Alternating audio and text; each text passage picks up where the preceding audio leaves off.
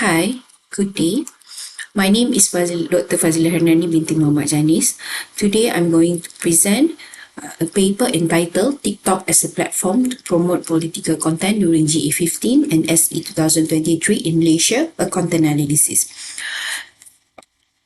After facing a government administration uncertainty since early 2020, Malaysia held its 15th general election on 19 November 2022 for parliamentary seats and state election on 12 August 2023 for 5 remaining states following the dissolution of their states assemblies between 22 June and 1 July 2023.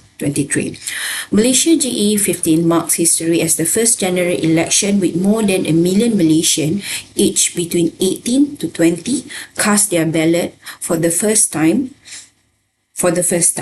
So this has led to a dramatic increase in the use of social media by Malaysia three main coalition, which is Perikatan Nasional, Barisan Nasional and also Pakatan Harapan. As a country with a total 32.98 million population, 89.6% of its population in Malaysia is an active social media user. Okay, as for TikTok user in Malaysia are dominated by Generation Z, aged between 19 to 25 years, approximately around 35.61%. A study by Ting and also Wan Ahmad in 2021 show the low level of political participation in electoral politics among youth in Malaysia. But Shiratuddin said in 2016, the youth was said to start to take an interest in share political news through social media, especially during an election campaign. Okay, in the recent year, Malaysian youths are more politically aware and engaged than in the previous year as they grow more concerned with current events and how much they can contribute to their peer. So the emergence of internet initiatives such as an INTI 18, which promoted legislation to lower the legal voting age limit in general election from 21 to become 18 and to permit automatic voter registration. So it's revealed the propensity of Malaysian youth to engage in political process. As of 2022, TikTok has proved its influence, especially during the GE15 or General Election 15. So TikTok effectiveness and potency were boosted by two factors. First factor is because of the reducing of the voting age from 21 to 18 years old and the new automated voter registration or AVR. So those who are reach their 18 years old automatically will register registered automatically to vote. Okay, so the younger generation is more likely to go to TikTok compared to other social media. Since TikTok encouraged them to engage in the electoral process effectively through its interesting feature such as short form videos. Okay, in 2002, Literate and Kigler Valencic as well as Zhang and Abidin point out that TikTok is a vibrant space for youth activism and political engagement because TikTok invites young people to share their views in a way they are appealing to them, meaning they can do whatever they can. Usually youth are more keen to do short video forms, includes music on their TikTok videos. Then it actually help them to connect more with their peers and they are deeply anchored in their interests and their cultural lives. Okay, TikToks that have a terms like circumscribing or guiding creativity enable users to self-express easily and also reach, including around political topic, but empowers them to become creators by offering templates or guide that facilitate easy creation and capitalize on popular trend. Aside from directing TikTok user to replicate popular format for themselves. Okay, method used in this study, we use a qualitative content analysis. Unit analysis for this study is a TikTok post. So we collect TikTok posts and see how a user use TikTok to promote a political content. Okay, as a data collection period, you can refer to the table 1. Okay, in the table one, we have two timeline to see how this political content actually can influence youths to use TikTok more. Okay, the first timeline is during the 15th general election. We collect data 1 week before and also 1 week after the election. So the study period is on from 12th November to 26th November. So general election happened in 19 November 2023. We believe that this first general election that implemented UNI 18 can encourage more youths to use TikTok as a to promote their political content. And also during this time, it will attract first-time voters to express themselves via TikTok during the election campaigns. Okay, the second timeline is during the state election 2023. Same, we collected data 1 week before and 1 week after. So the state election happened in 12th August 2023. So the study period to collect the data is from 5 August 2023 until 19 August 2023. So why we choose this time frame? Because the general election sentiment is still there. Because general election only happened like nine months ago. So the sentiments of to votes is still there among the first time voters or the new voters. Okay. Perikatan Nasional as the opposition coalition proved their popularity among youth in the TikTok. So during general election, these PN parties or coalition have proved their popularity among youth in TikTok. After general election 15, political parties might improve their content and went to TikTok to promote their manifestos. Okay, this is the approach that we use to collect the data. Okay, we use hashtag like GE15, PRU15, PRN 2023, UNI 18, first time voting, and also FYP. So this is the most frequently appeared hashtag in the TikTok posts that are related to GE15 and also SE2023. Since GE15 is the first general election that UNI 18 was implemented, and there are hashtags related to this UNI 18 appear frequently in TikTok posts by young TikTok account user. So we managed to collect around 40 posts for during GE15 and 40 posts during SE 2023. Okay, among other, we also collect data using keywords like Pakatan Harapan, Perikatan Nasional, Barisan Nasional. This is the three popular party in Malaysia. Malaysia election 2022 and also Vote Malaysia. So these three parties is the major parties during the election. So most of the TikTok posts somehow show this user political party. Other related keywords also like Malaysia election 2022 and also Vote Malaysia. Okay, and then we also look at the how prominent politicians in Malaysia use TikTok to convey whatever content on their political parties and them as an individual. So there are three utmost TikTokers politicians who have a lots of followers in Malaysia, which is Syed Saddiq, YB Syed Saddiq, YB Khairi Jamaluddin, and also YB Tengku Zafrul. So and also we use TikTok filter also. We use a filter of Sokong PRU 15, Pilihan Kerajaan, and also Choose. This is the three most commonly used filter by a TikTok user, especially young people. Okay, our findings. Okay, we looked for our findings. We looked at the political content of TikTok influencer content, and also TikTok prominent politician content.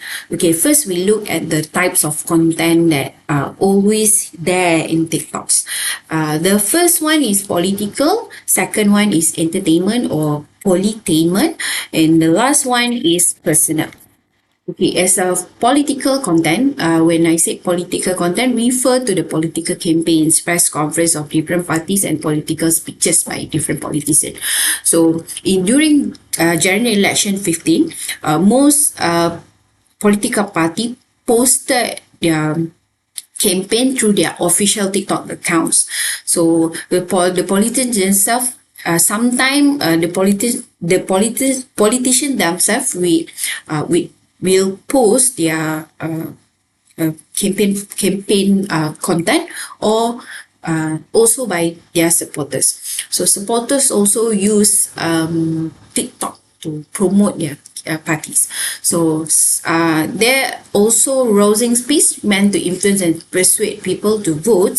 For example, some politicians or some parties, they declare that they cannot wait to serve. They say they were good leaders. They show the followers that they will become good leader and so on.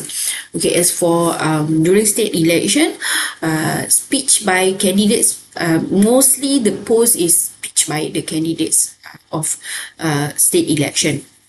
Okay, and then they post also posts that promote that particular candidates. Compared to GE15, the post during SE2023 is less. Okay, the second types of content is entertainment or polytainment.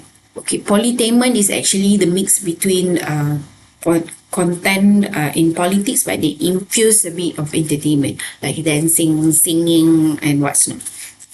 Okay, during GE15, influencer and ordinary TikTok user were the main contributors of entertainment content, but there was still a small numbers of entertainment content posted by the political parties and politicians to boost engagement with young voters.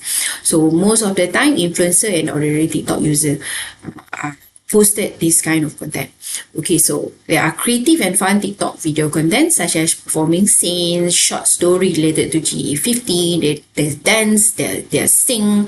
Okay, funny things that happen in the polling station and the funny reaction of the voter, as well as the video of young people waving the flag of the supported party, were also categorized as entertainment content. Okay, during state election 2023, fewer influencers creating content for SE 2023 because it's not a general election unlike the GE15. It's more like a 5-state election. So entertainment content was almost similar like the GE15. For example, the video of young people waving the flag of their supported party, funny things happening to the voters, and the content created by the supporters to support their preferred party. Okay, and the last one is a personal content. Okay, so personal content refer to the personal content by user. It's not influencer. It's more like ordinary TikTok user. So user recorded their day of going to votes during voting days and expressed their personal opinion and viewpoint on GE15, each party, and the importance of voting. Some of the users also showed their reaction to the result of GE15, which included their personal feelings and emotions, as well as sharing their voting reviews. As for SE 2023, people share more contents that were similar to GE15, so politicians share their personal daily life within the campaign time. As for influencer content, this is among the influencers that use TikTok to promote their political parties or campaigns. Okay, during GE15, most of the TikTok content created by the influencer was simple, very direct, and a call to action that mainly focused on reminding and encouraging the people, especially the youth, to come out to vote. Okay. Some TikTok influencers openly expressed their political stance and stated which party they supported through the entertaining content, such as dressing up according to the team color of the supported party, holding and waving the supported party flags, and so on, to influence their followers to vote for the same party together. Okay, during state election 2023, fewer influencers created these SE related content compared to GE15, which had only 7 posts. Some of them are candidates from respective parties and use this platform to attract more youth to vote for them. Okay. For example, is a candidate from Sungai Buloh, Selangor State Assembly seat, Dr. Zamri Mantop. He was actively promoting his community's activities in TikTok to garner support from the community and also young voters. Okay, more ordinary TikTok users have become active in creating political and election-related content in response to political participation. Some new types of content also emerge. For example, a song specifically wrote to support a particular party, and some influencer to a certain extent provide informative and discussing content to encourage young voters involvement. Okay, and the third and the final finding from prominent politicians, there are 3 prominent politicians actively posting their content in TikTok, which are YB Said Saddiq, Khairi Jamaluddin, and also Tengku Zafrul. Said Saddiq is the youngest member of parliament since he won the more parliamentary seats in 2018. So as a young politician, he initiated the Undi 18. He actually suggests that the voting age should be lower. Okay, during his tenure as the Minister of Youth and Sport from 2018 to 2020. Compared to these 2 politicians, Tengku Zafrul and also YB Khairi Jamaluddin, his TikTok account is the most popular account with 1.3 million followers and 21.7 million likes. Okay, Khairi Jamaluddin is one of the most recognizable faces in the Malaysian political landscape. He started his political career in 2003 as a deputy leader to United Malay Nation Organisation Youth. He held 3 different ministry positions from year 2013 to 2020. 2013 and 2018. From 2013 to 2018, he appointed as a Minister of Youth and Sport as 2020 until 2021 as a Minister of Science, Technology and Innovation, and lastly in 2021 to 2022 as a Minister of Health. So he lost his position in Parliament, but his popularity remained. So he is currently active in his podcast, which he formed with his friends in 2023. As for Tengku Zafrul, he is a former Chief Executive Officer for the country's most prominent bank, CIMB Bank, before joining the Malaysia Cabinet in March 2022 to 2020 as a Minister of Finance. So he officially ventured into a political scene in 2023 after becoming a member of UMNO and later became a candidate for the Kuala Selangor parliamentary seats in general election 15. But he lost to a candidate from Amanah, a PH coalition, and later served as a Minister of Investment, Trade and Industry under the Prime Minister Anwar Ibrahim since December 2000. Okay, let's look at the political content by these 3 prominent politicians. Okay. Said Saddiq, during GE15, his content was more diverse. He discussed a current issue, he visited his constituent and urged young people to vote. So, Said Saddiq is much closer to younger people because of his age. He talked about the quota system and education system in Malaysia and emphasized that his party, the Muda Party, will push the government regarding this education-related issue. He focused mainly on young voters, where he kept emphasizing that he shared the same vision with them and without a doubt will be the voice of young people. He is very careful in making sure that his content, choice of words and even background music suited his followers and appealed to young people. As for SE2023, it's not much different with his previous content during the GE15. He highlighting the education system issue, the same issue, corruption, and then he bashed on the corruption in Malaysian politics for interfering with the judiciary. It's referred to the corruption case of Deputy Prime Minister Zahid Hamidi being dropped after joining the PH collaboration. He collaborate with influencers to make videos that aim to cater to all different young voters races. So this kind of collaboration was believed to further boost the interest of young people towards Muda, especially from other races outside of Malay races. As for Khairi Jamaluddin, his main focus on the election and his political campaign. So the main content of his post during GE15 was related to his electoral district, which is Sungai Buloh. So his content is more formal compared to Syed Saddiq. So 5 posts were very formal long video content which Karim Jamaluddin explained his manifestos to Sungai Buloh people. 5 posts that mainly about documenting his visit to Sungai Buloh to solve the problem faced by the people there, and promoting Sungai Buloh local businesses, products and food to show that he was concerned about the people and development of Sungai Buloh in order to build a good image and attract the local to support him in the coming election. Okay, as for SE 2023, his posts were mainly posts a short clip of his podcast, Keluar Sekejap. There are 9 posts related to SE 2023 in his TikTok during this time. So he posted 4 clips from his podcast and predicted seat both party would win in the upcoming SE 2023. He also invited other politicians to his podcast, such as the Chief Minister for Selangor and Kedah, and discussed issues related to their states. So he also tried to explain more about the real situation of politics in SE 2023 and the internal situation of BN to his audience in his content. This has raised the curiosity of public toward Malaysian politics, especially the young voters who would like to improve their political participation and understand more about the political situation in Malaysia. Okay, lastly is Tengku Zafrul.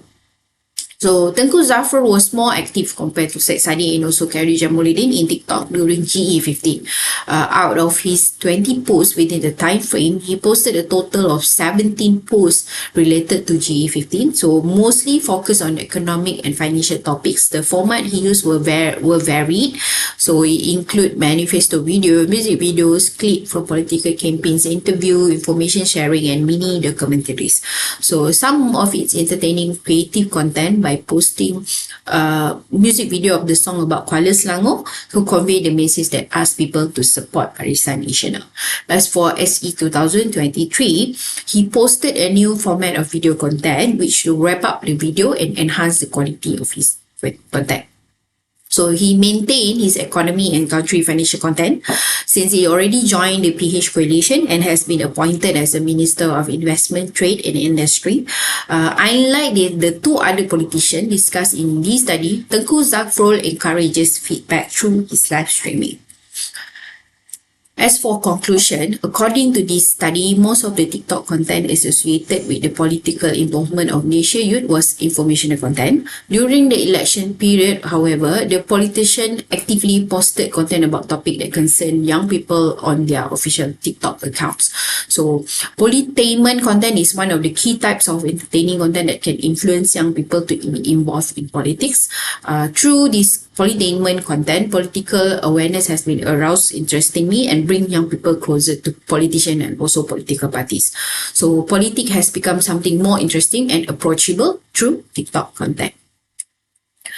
Okay, this is a gallery of data collected from TikTok. And thank you very much. You can ask me in my YouTube video. Thank you very much.